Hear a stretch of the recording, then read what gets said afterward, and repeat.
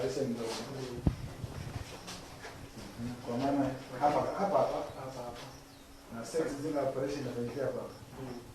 Kwa operation ya nini hasa kama mtu amekata mjiko donda basi. Dawa zinapatikana. Yaani sasa hivi ajenda kubwa ni kupunguza vifo vya mama mtoto. Kwa hiyo lazima tuione kana waziwazi.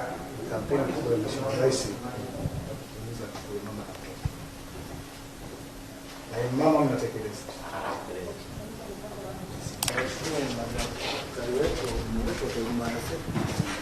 Ombi letu ni kwamba tuendelee kuwahudumia Watanzania kwa moyo na upendo. Wanatutegemea.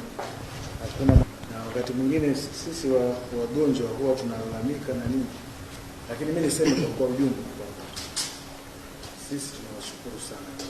Watu wengi sana. Wakati mwingine hata mimi nijiuliza nikasema kwa mamlaka ambayo Mungu amewapa nyinyi, amewapa mtiisho pia.